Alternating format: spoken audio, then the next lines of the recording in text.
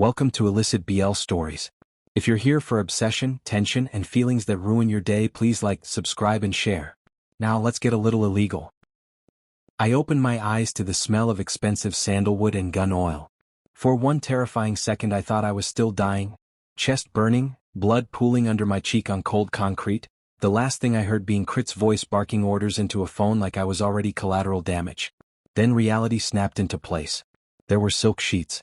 Ceiling-high windows overlooking Bangkok's glittering Chao Phraya at night. The faint hum of the aircon. And the unmistakable scent of alpha pheromones clinging to the pillow beside me. I wasn't dead. I was 22 again. And I was back in Crit Srysuk's penthouse.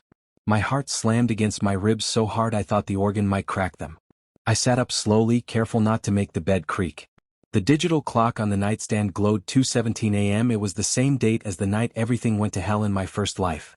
3 days before the engagement announcement that would chain me to the Srisuk family like a sacrificial lamb. I touched my own wrist. No bullet scar. No knife wound on my ribs. Just smooth, unmarked skin and the faint glitter of the Omega suppressant patch I'd slapped on yesterday, or today. But I knew it was before Crit dragged me here after family dinner. A dry, ugly laugh scraped my throat. The universe had given me a second chance. And I was going to burn this entire empire to the ground before they could burn me again. I swung my legs over the side of the bed just as the bedroom door slammed open. Crit stood framed in the doorway, still in his black dress shirt, sleeves rolled to the elbows, the top 2 buttons undone. His hair was damp from the rain outside. Droplets slid down his temple and disappeared into the collar. Even exhausted and pissed, he radiated that effortless, dangerous alpha energy that used to make my knees weak. Used to. Now it just made me want to laugh in his face. "You're awake," he said, voice low and clipped. "Good. We need to talk." I tilted my head, letting my lips curve into the kind of smile I'd never dared wear in front of him before. "Oh? About how you left me waiting at the restaurant for 2 hours while you handled business? Or about how your mother keeps calling me the little charity case behind my back?" His eyes narrowed. The alpha scent sharpened, spiked with irritation. "You've been drinking." "Nope." I stood up. "I'm just finally sober for once." He stepped inside, closing the door. The lock clicked like a gunshot in the silence. "Something's different," he said, stalking closer. "You smell off." I let him come. Let him loom over me the way he always did, 6'3" of pure intimidation. In my first life I would have dropped my gaze, bared my throat a little, murmured apologies. Tonight I looked straight into those storm gray eyes and smirked. "Maybe it's because I'm not high on your bullshit anymore, Crit." The use of the formal honorific, mocking, almost sing-song, made his jaw flex. "You're pushing it, Naru?" "Am I?" I stepped right into his space, close enough that my shirt brushed his. My own scent, jasmine and rain, soft omega sweetness, was probably going haywire right now, reacting to his proximity despite every wall I'd built in my head. I ignored it. "Or maybe you're just not used to your little pushover talking back." For a heartbeat he didn't move. Then his hand shot out, fingers wrapping around my wrist, not hard enough to bruise, but firm enough to remind me who held the power here. Or who used to. I didn't flinch. Instead I leaned in until our mouths were a breath apart and whispered, "Careful, Alpha. You break your toys too fast and there won't be anything left to play with when the wedding bells ring." His pupils blew wide. Surprise. Hunger. Suspicion. All 3 at once. Before he could answer, his phone vibrated violently on the nightstand. He glanced at it, then back at me like he was trying to solve a puzzle that had suddenly grown teeth. "Mother," he muttered, releasing my wrist. I rubbed the skin absently, already planning. "Tell May I said hello. And that I hope she enjoys the view from the back row at the wedding. I hear it's terrible for photos." Crit's gaze darkened, but he answered the call anyway. I turned away while he spoke in clipped Thai, giving him my back like I wasn't terrified my legs would give out. "Yes, he's awake. No, nothing serious. I'll handle it."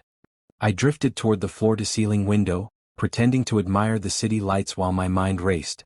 In my first life, 3 days from now the Srisuk family would announce our engagement at the Grand Hyatt.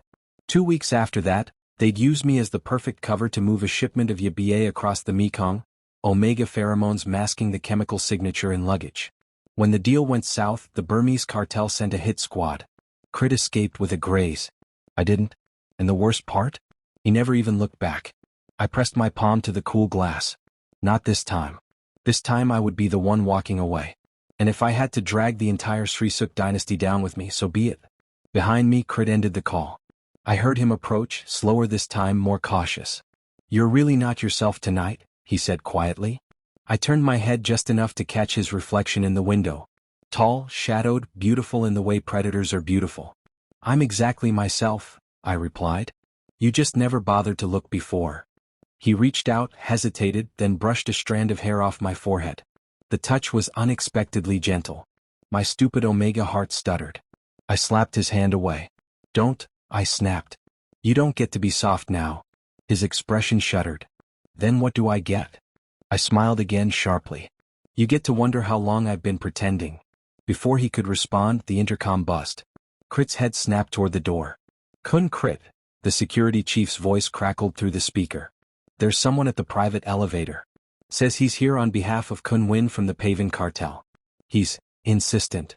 The air in the room changed. Crit's scent flared, protective, territorial, furious. I felt my own pulse kick up. Win Paven. In my first life he was the one who ordered the hit. And now he was here 3 days early. I met Crit's eyes in the glass. For the first time since I woke up in this body, real fear crawled up my spine. But right behind it came something else. Something vicious. Something alive. I turned fully toward him, chin lifted. "Well, Alpha?" My voice came out steady, almost playful. "Are we going to let him in, or should I answer the door myself?" Crit stared at me like he was seeing me for the first time. And maybe he was. Because the naive, trembling Omega he'd known for 2 years? That boy was gone. And the one standing in his place had teeth. The private jet touched down in Chiang Mai just before dawn, the sky still bruised purple over the mountains. Crit hadn't spoken more than 10 words since the Paven cartel's messenger left the penthouse empty-handed, thanks to the lie I fed him through the intercom saying, "Kun Crit is indisposed. Tell Kun Win the Omega sends his regards and suggests better timing next visit." Crit had stared at me like I'd grown a second head. I'd smiled sweetly and said, "What? I can be diplomatic." Now we were here at his family's sprawling villa tucked into the Doi Suthep foothills, far enough from Bangkok's eyes that deals could be done in daylight and bodies could disappear without headlines. The air smelled of wet earth, pine, and the faint rot of old money. I hated it already. Crit led me inside without touching me. The silence between us was thicker than the morning mist rolling across the infinity pool. Breakfast was laid out on the teak veranda. Cow tom, fresh mango, PLA mukgyang, and coffee strong enough to wake the dead. I sat across from him, legs crossed, pretending to scroll through my phone while I watched him watch me. He hadn't shaved. Dark stubble shadowed his jaw. His eyes were bloodshot, not from drinking. Crit never drank when he was working, but from whatever storm was churning behind them. "You're quiet," he said finally, setting his spoon down. "Am I?" I speared a piece of grilled squid and popped it into my mouth. "Or are you just not used to me having thoughts that don't revolve around you?" His mouth twitched. Not quite a smile. Closer to a warning. "Last night you practically dared a rival cartel lieutenant to come back with guns. Today you're eating squid like nothing happened." I shrugged. Priorities. Hunger first, murder plot second. He leaned back, studying me the way he studied ledgers before signing off on a hit. "You're different. You keep saying that like it's a revelation." I met his gaze, letting my voice drop into something softer, almost coaxing. "Maybe I was always like this, Crit. Maybe I just stopped pretending you were worth the performance." The scent of him spiked, sharp, possessive. My traitorous body responded before I could stop it. A warm flush under my collarbones, the faintest sweetening of jasmine in the air. I clenched my thighs together under the table and hated myself for it. He noticed. Of course he did. "You're still reactive," he murmured, voice low enough that it felt like fingers on my skin. "Your scent betrays you." I laughed sharply. "My scent is an Omega thing. Doesn't mean my brain is." "Don't flatter yourself." He didn't answer. Just watched me until the silence turned uncomfortable. I broke it first. "So, what's the plan? Keep me locked up here until the engagement party like a good little fiancé?" "Something like that." I tilted my head. "And the Paven visit? Coincidence?" His jaw tightened. "They're testing boundaries. Nothing new." "Liar," I said pleasantly. "They're smelling blood.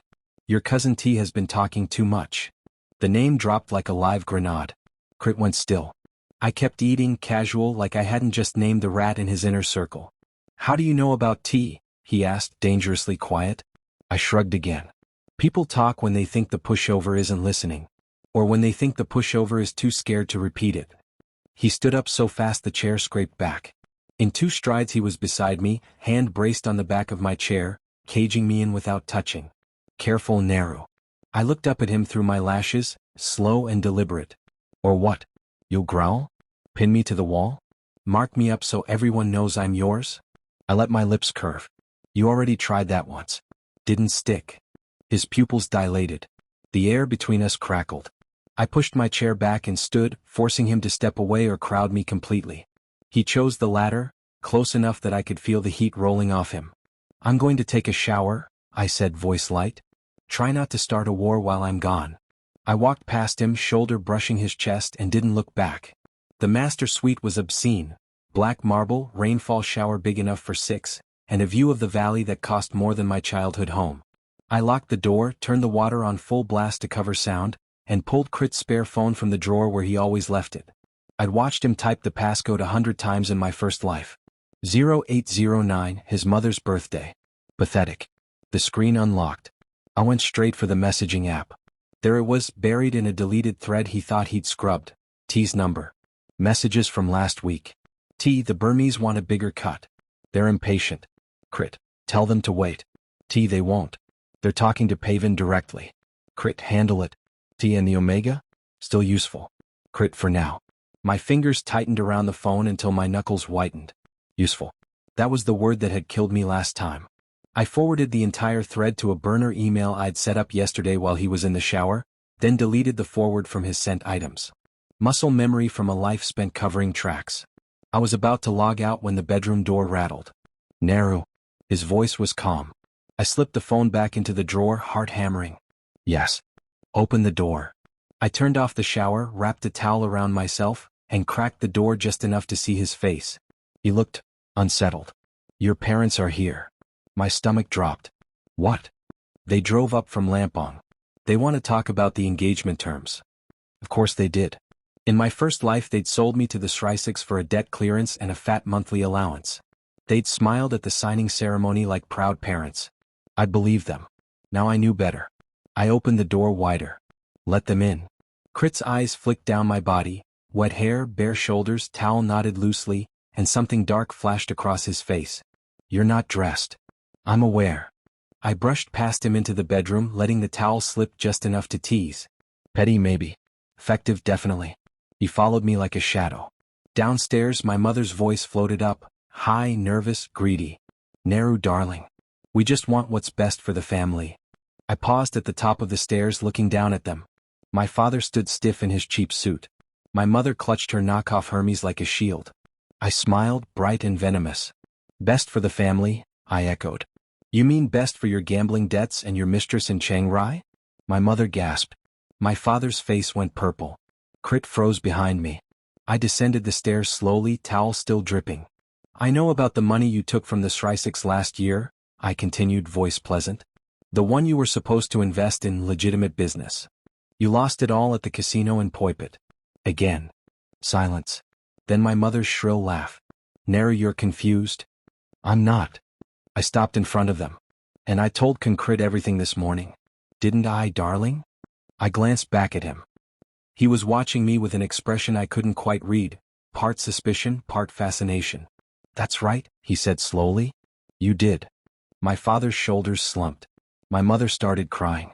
I felt nothing. Well, almost nothing. A tiny vicious satisfaction bloomed in my chest. Crit stepped up behind me close enough that his chest brushed my back. Leave, he told them. And don't come back unless you're invited. They scrambled out like scolded dogs. When the front door slammed, Crit turned me around by the shoulders. His grip was firm. Not painful. You lied to me, he said quietly. No, I looked up at him. I told you the truth. Just, selectively. His thumb brushed the edge of my collarbone where the towel had slipped. My breath caught. You're dangerous, he murmured. I smiled slowly. You have no idea. Outside, thunder rolled over the mountains. Inside, the game had just begun. The gala was held at the Anantara Mai Khao in Phuket, the kind of place where billionaires pretended to care about charity while cutting deals in private cabanas. Crystal chandeliers dripped light across marble floors, orchids the size of dinner plates spilled from every corner, and the air was thick with alpha pheromones, aggressive, expensive, territorial. I felt like a lamb dressed in black silk. The dress Crit had chosen, or rather ordered his stylist to choose, clung like a second skin. Off the shoulder, slit to mid-thigh, backless enough that every movement whispered exposure. I'd paired it with the suppressant patch hidden under the fabric at the small of my back, stronger than the over-the-counter kind, black market grade. It was supposed to hold my early heat at bay for at least 12 hours. It was failing. By the time we stepped into the ballroom, my skin was already fever-hot, my pulse a frantic drum behind my ribs. Every alpha glance felt like a physical touch. Crit's hand rested possessively at the base of my spine, and I hated how much I wanted to lean into it. "Smile," he murmured against my ear as we passed a cluster of Northern Syndicate heads. "You're supposed to be the blushing bride-to-be." I bared my teeth in what could pass for a smile. "And you're supposed to be the doting fiancé. Funny how we're both terrible actors tonight." He didn't answer. His thumb traced a slow circle over the exposed skin of my lower back. My breath hitched. We made the rounds. Handshakes. Fake laughter. Toasts to future prosperity. I kept my ears open while I played the part of arm candy. Halfway through the cocktail hour, I excused myself to the powder room. Crit's eyes followed me like a hawk, but he didn't stop me. Inside the marble restroom, I locked myself in the largest stall, peeled back the edge of my dress and checked the patch. The edges were curling. Sweat had compromised the adhesive. "Fuck," I whispered. I had maybe 30 minutes before the first real wave hit. I pulled out the tiny vial I'd tucked into my clutch, emergency-grade suppressant, the kind that burned going down but bought you another hour. I swallowed it dry, grimacing at the chemical aftertaste. When I stepped back into the ballroom, the world had sharpened. Colors too bright. Scents too loud. And Crit, standing near the bar, talking to a man I recognized from my first life as one of his father's enforcers, was watching me with narrowed eyes. He crossed the room in seconds. "You're flushed," he said, voice low. "It's hot in here." I tried to step past him. He caught my wrist. "Naru." The way he said my name, half warning, half hunger, sent a shiver straight down my spine. Before I could pull away, his mother's voice cut through the crowd like a blade. "Crit. There you are." Kunmei Srisuk swept toward us in emerald silk, diamonds at her throat, smile sharp enough to draw blood. Behind her trailed Crit's younger sister, Ploy, who looked at me like I was something she'd scraped off her Louboutin. "Naru," Kunmei said, air-kissing both my cheeks. "You look adequate." Ploy snorted. I smiled, bright and poisonous. "Thank you, Kunmei. I borrowed the dress from your closet. I thought the color would bring out the green in your envy." The older woman's smile froze. Ploy stepped forward. "You think you're clever now? Strutting around like you belong here?" "I don't have to think it," I replied sweetly. "The ring on my finger says it for me." Ploy's hand flashed up. I caught her wrist before the slap landed. The entire nearby cluster of guests went silent. I leaned in, voice soft enough for only her to hear. "Touch me again, and I'll make sure every alpha in this room knows exactly how much you've been paying off your dealer to keep your little habit quiet. I have receipts." Her face drained of color. I released her wrist. Crit stepped between us, expression unreadable. "Enough." Kunmei recovered first. "Let's not make a scene, shall we? Crit, the dance floor is waiting. Show your fiancé off properly." She glided away, Ploy trailing behind her like a wounded cat. Crit looked down at me. "You just threatened my sister in front of half the Thai underworld." "I threatened her privately," I corrected. "The witnesses were a bonus." Something flickered in his eyes. Amusement? Respect? Desire? He held out his hand. "Dance with me." It wasn't a request. The orchestra had shifted to something slow and sensual. Crit pulled me against him, one arm around my waist, the other cradling my hand against his chest. His heartbeat was steady under my palm. Mine was anything but. "You're burning up," he murmured, lips brushing my temple. "Blame the suppressants." His grip tightened. "You're in heat." "Early," I admitted through gritted teeth. "The patch failed. I took the emergency dose." "Why didn't you tell me?" "Because I don't trust you not to take advantage." He pulled back just enough to meet my eyes. "I would never force you." The sincerity in his voice almost cracked something inside me. "Almost." "Then prove it," I whispered. "Let me go back to the suite alone. I'll lock the door. You can stand guard outside like a good alpha." He studied me for a long moment. Then he nodded once. "Fine. But I'm walking you there." We left the ballroom without another word. The private elevator ride was torture. His scent wrapped around me, cedar and smoke and something darker, arousal barely leashed. My knees trembled. When the doors opened to our suite, I stepped out first. He followed. Crit. I'm not leaving you alone when you're like this, I said. He caught me by the waist, backing me gently against the wall. Not caging. Not forcing. Just close. Let me help, he said quietly. Not claim. Not mate. Just help. My vision blurred with heat haze.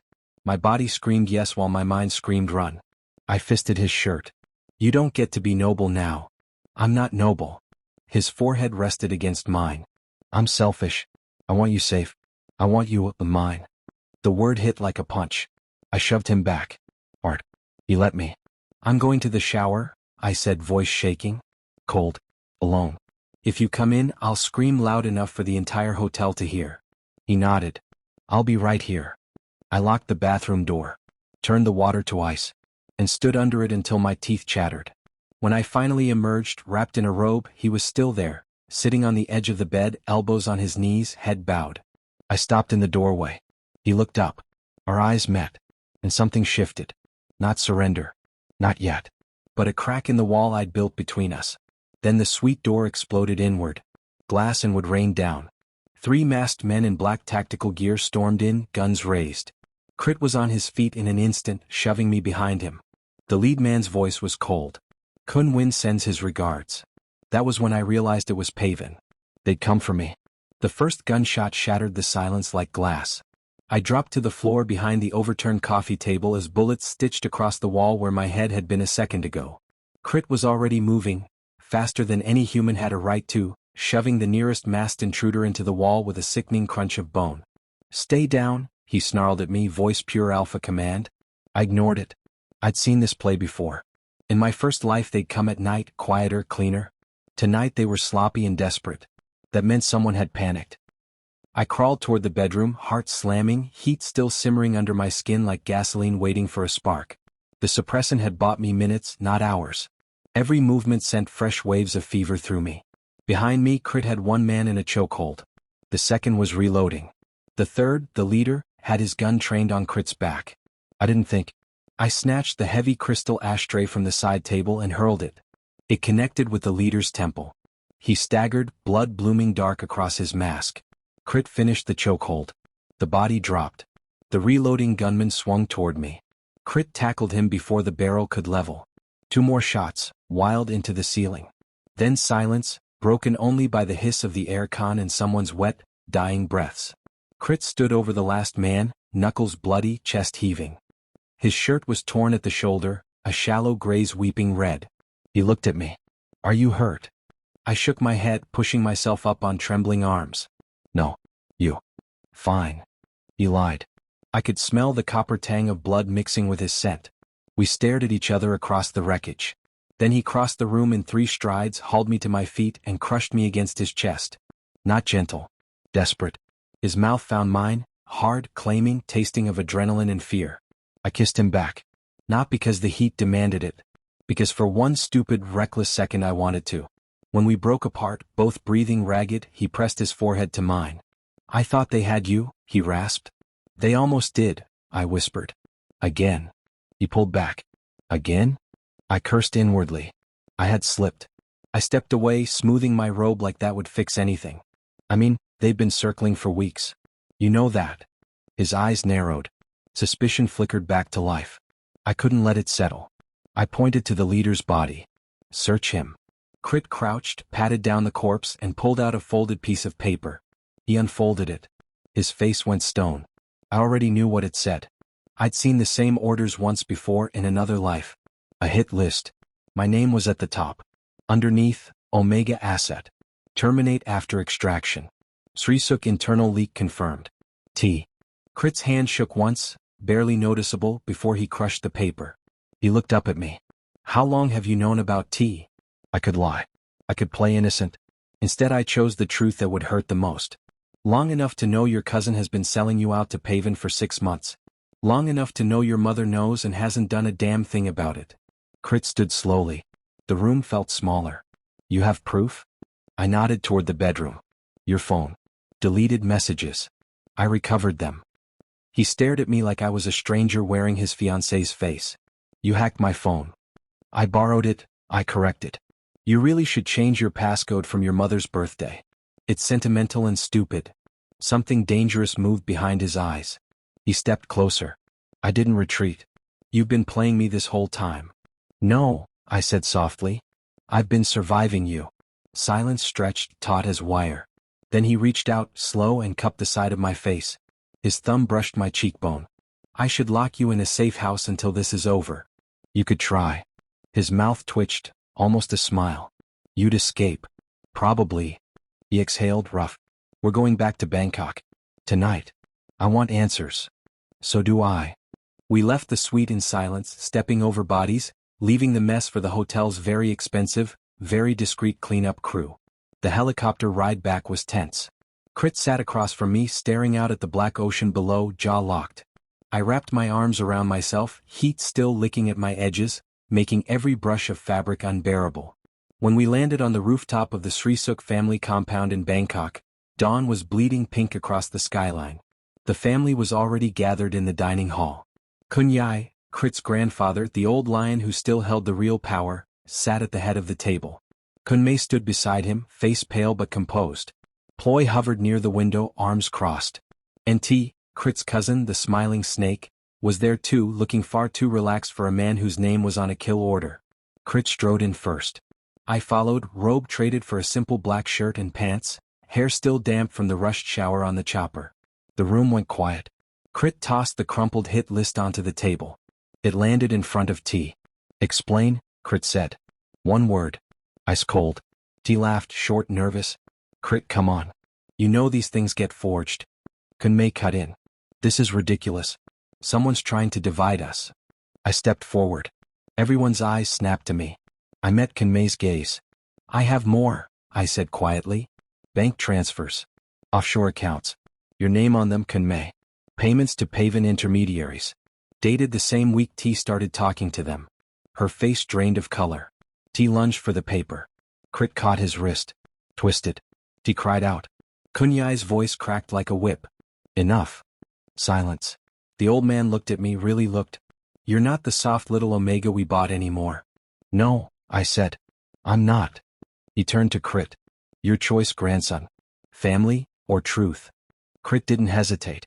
He released T. Then he stepped beside me. Shoulder to shoulder. I choose truth, he said. Kunmei made a broken sound.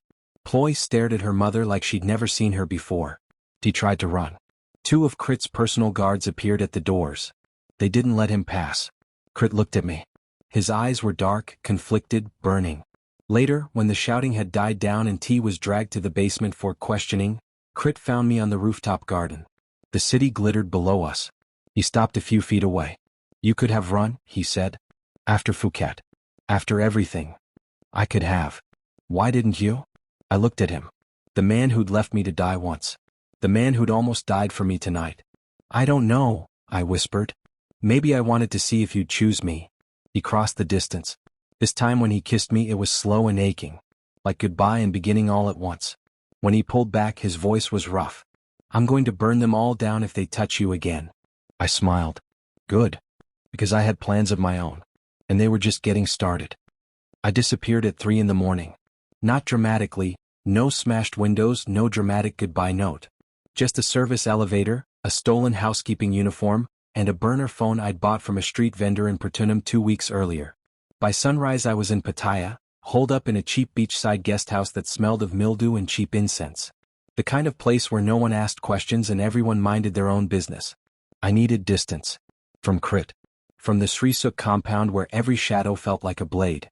From the way my body still ached for him even after everything. My heat had broken sometime during the helicopter ride back from Phuket, leaving me hollow and raw. The bond mark he'd given me in that frantic moment, light barely there, was already fading. I traced the faint bruise on my neck in the cracked bathroom mirror and felt nothing but cold satisfaction. Good. Let it fade.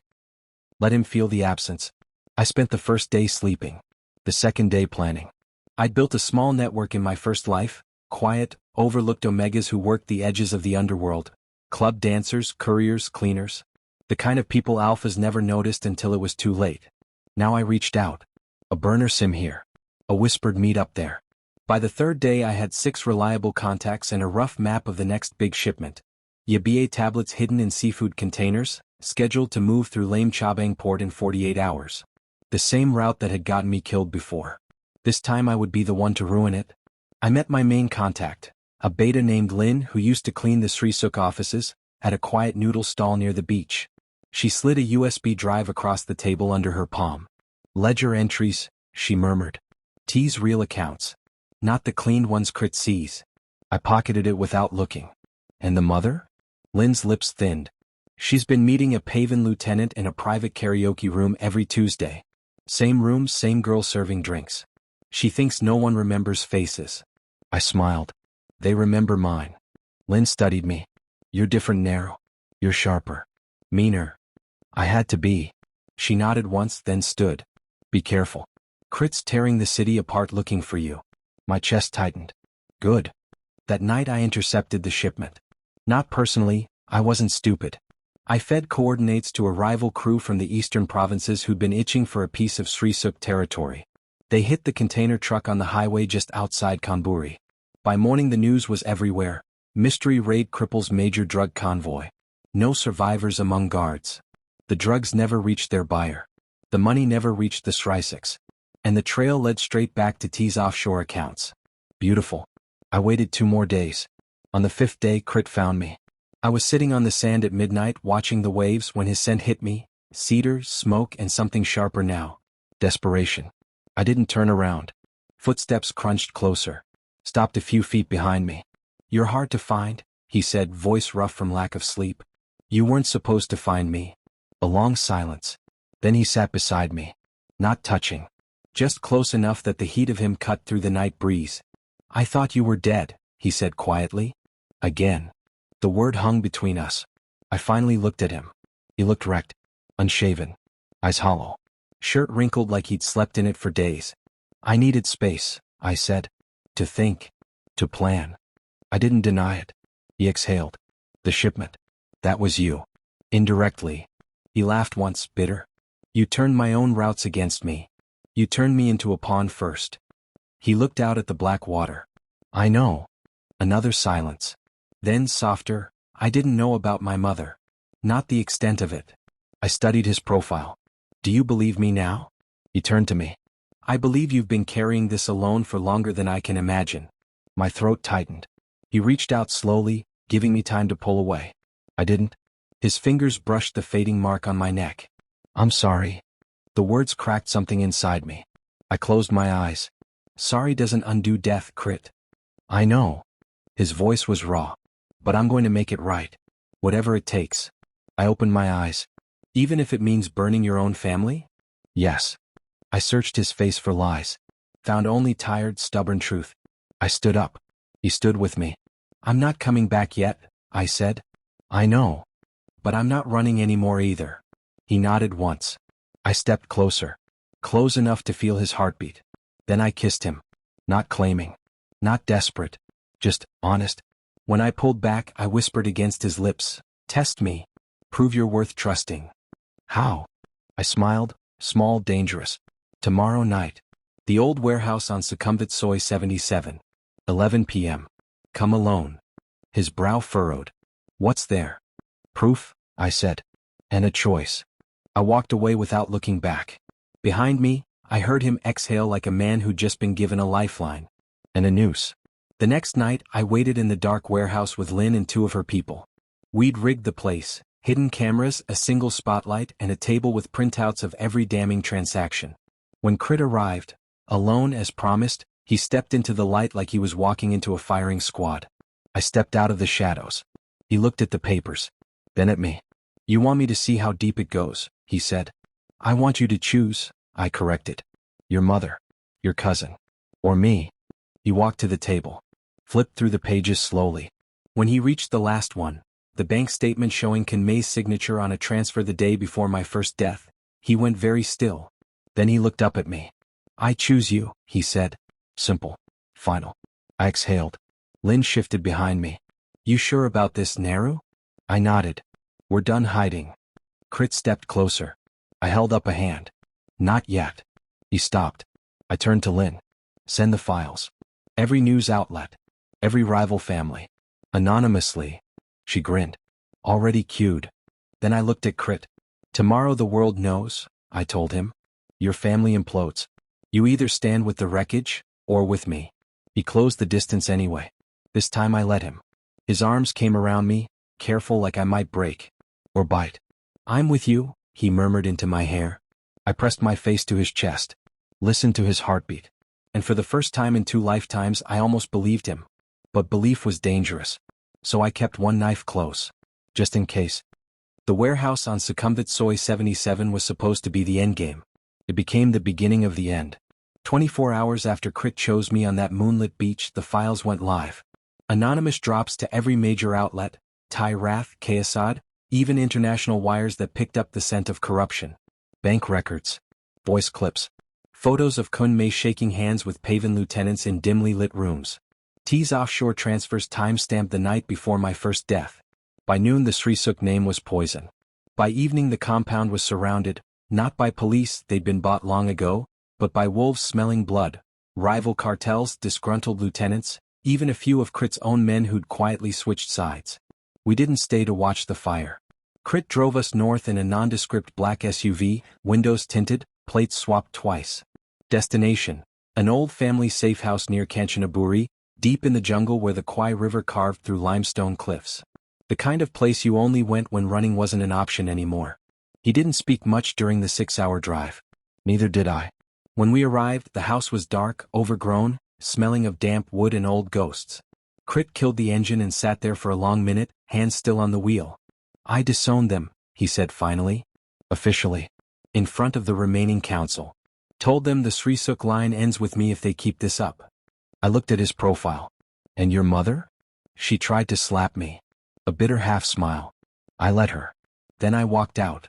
I didn't know what to say to that. So I didn't say anything. Inside we barricaded the doors. Checked weapons. Set up perimeter motion sensors Crit had stashed in the basement years ago. Routine. Mechanical. Until the fever came back. Not the slow build of before. This was sudden, vicious, like someone had poured gasoline on embers. My knees buckled in the kitchen. I caught the counter just in time. Crit was at my side in seconds. Narrow? Don't, I gasped. It's the bond. It's unfinished. His eyes darkened. You're going into heat again. Worse. I laughed weakly. Delayed. Stress-triggered. Perfect fucking timing. He carried me upstairs without asking. Laid me on the narrow bed in the master room. The ceiling fan spun lazy circles above us.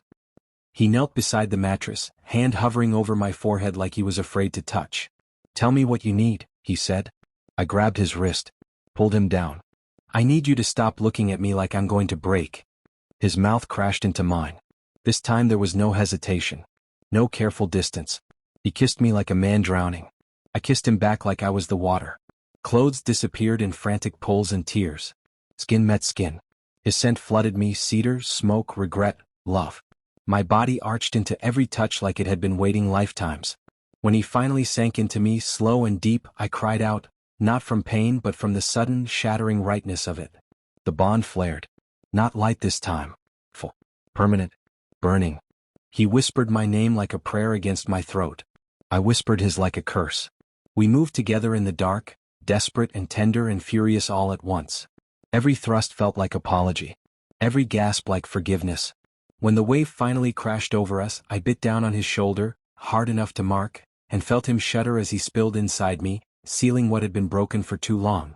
Afterward we lay tangled in sweat-damp sheets, breathing hard. I love you, he said into my hair. Quiet. Like he was afraid the words would shatter. I closed my eyes. I know. It wasn't I love you back. Not yet. But it was close. Dawn brought gunfire. Not distant. Close. The perimeter sensors screamed. Crit rolled out of bed, naked and lethal, grabbing the rifle from the chair. I followed, pulling on his discarded shirt, snatching the pistol from the nightstand. Downstairs, shadows moved through the trees. Not Pavan. And Kanmei. And half a dozen men who still wore Sri Suk black. They'd come to finish what they started. Crit positioned himself at the front window. I took the back. They didn't bother with negotiation. Bullets chewed through the wooden walls. We returned fire. I clipped one in the shoulder. Crit dropped 2 more. Then the front door exploded inward. T stepped through the smoke, pistol raised. Behind him, Kunmei, face streaked with dirt and fury. "You ungrateful bitch," she spat at me. "You destroyed everything." I smiled, blood on my lip from where shrapnel had nicked me. "I just finished what you started." T aimed at Crit. Crit didn't flinch. I moved without thinking, shoved Crit aside, took the shot meant for him. The bullet punched through my shoulder. Pain exploded white-hot. I dropped. Crit roared. He was on T in seconds. Fists, fury, no mercy. Bone cracked. T went down gurgling. Kunmei screamed. Crit turned, saw me bleeding on the floor. His face. I'd never seen anything so broken. He dropped beside me, hands shaking as he pressed against the wound. "Stay with me," he begged. "Naru, stay." Gunfire outside again. New vehicles. Not Srisuk. My people, Lin and the Omegas I'd rallied. They'd followed the trail I'd left on purpose. They poured in like vengeance. Kunmei tried to run. Lin put a bullet in her leg. Not fatal. Just enough. The fight ended fast after that. Bodies on the ground. T unconscious. Kunmei restrained, sobbing. And me bleeding out on the floorboards, Crit's hands red with my blood. He lifted me like I weighed nothing. "Helicopter's coming," Lin said. 5 minutes. Crit carried me outside. The jungle air was cool against my fevered skin. I looked up at him. "You chose me," I whispered. He pressed his forehead to mine. "Always." Darkness crept in at the edges. I heard rotors in the distance. Then nothing. When I woke, I was in a private clinic room, white walls, antiseptic smell, beeping monitors. Crit sat beside the bed, head bowed, still in the same blood-stained shirt. He lifted his eyes when I stirred. Relief crashed across his face like a wave. "You're awake." "Barely," I croaked. He took my hand, careful, reverent. "They got the bullet out." "You're stable." I swallowed. "Your family?" "Gone." His voice cracked. "T's in custody. Mother's under house arrest. The council voted. The Srisuk name is mine now. Only mine." I squeezed his fingers. "And you?" He leaned closer. "I'm yours," he said simply. "If you'll have me." I looked at him, really looked. The Alpha who'd once left me to die. The man who'd bled for me. The one who'd chosen me when everything burned. I lifted my good hand. Touched the fresh bite mark on his shoulder, the one I'd given him in the heat of the night. "I think I already have," I whispered. He kissed my knuckles. Outside, rain began to fall on Kanchanaburi.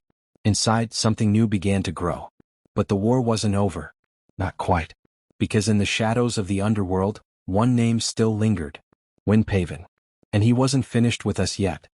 The clinic discharged me after 5 days. Crit carried me out like I was made of glass, even though the doctors had already cleared me for light activity. My shoulder was bandaged, stiff, but healing. The painkillers dulled the ache enough that I could walk, slowly, on my own. I let him carry me anyway. It felt like the first honest thing between us in a long time. We didn't go back to Bangkok. He took us west, deeper into the countryside, to a quiet villa tucked against the green hills of Kanchanaburi. No guards at the gate. No cameras. Just rice paddies stretching gold under the late afternoon sun, cicadas screaming in the heat, and a wooden house with wide verandas and a view of the river. He bought it 6 months ago, he told me. Quietly. In cash. Under a name no one in the family knew. I thought maybe one day, he trailed off as he set me on the porch swing. One day we'd need somewhere that wasn't theirs. I looked at him, really looked. The man who'd once been the heir to an empire of blood and money now looked like any other tired 28-year-old who'd lost too much and found something better. I reached up, tugged him down beside me. The swing creaked. We sat in silence while the sun dipped lower. Then I said, "I need to tell you something." He tensed. I took his hand. Laced our fingers. "I died once," I whispered. "Before this. Before you found me in the penthouse that night. I died in a crossfire on the Burmese border. You walked away. I didn't." His breath stopped. I kept going. I woke up back in my body. Same day. Same place. With all the memories. All the betrayals. All the ways you let them use me. He didn't pull away. He just stared at the river, jaw working. "I came back to survive," I continued. "To burn it all down. To make sure no one ever used me again." A long, shaking exhale. "And then?" he asked, voice hoarse.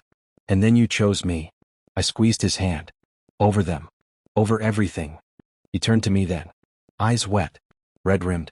"I almost lost you twice," he said. "Once because I was blind. Once because I was too late. I touched his face. Thumb over the scar on his cheekbone, the one he'd gotten saving me from the warehouse ambush. You weren't too late, I said softly. Not this time. He leaned in. Our foreheads touched. I love you, he said again. Like he needed me to hear it. Like he needed to believe it himself. This time I answered. I love you too. The words tasted like salt and sunlight. He kissed me then, slow, reverent, like he was memorizing every second. When we broke apart, he whispered against my mouth, let me finish it. Properly. I knew what he meant. The bond.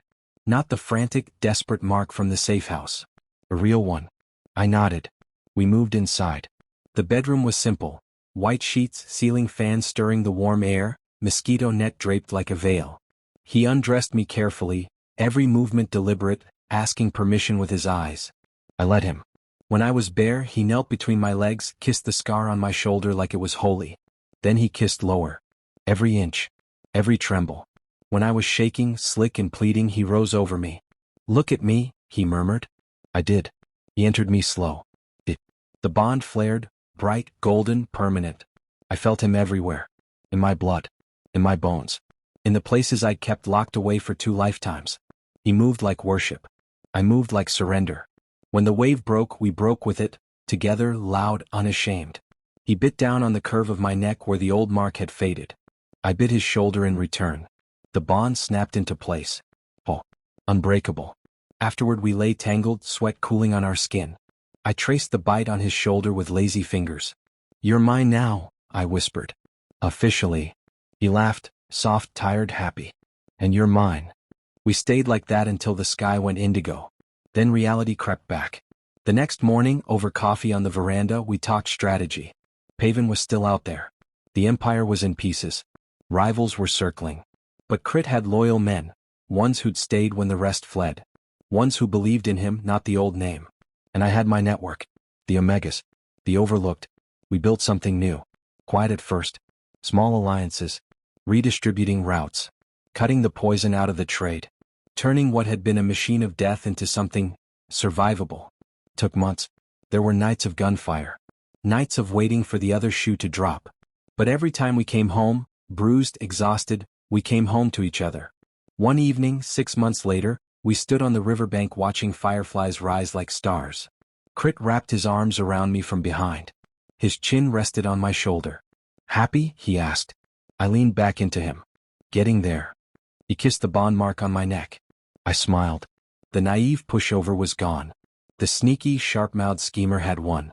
And somehow in the wreckage we'd found something better than revenge. We'd found us. I turned in his arms. Looked up at him. Ready for round 2? I asked, half teasing. He grinned, dangerous, beautiful, mine. Always. We walked back to the house hand in hand. Behind us the river kept flowing. Quiet. Steady. Unstoppable. Just like us. Hi lovely viewers, if you watched to the end, please don't forget to like, subscribe and share. Your support means everything. Thank you.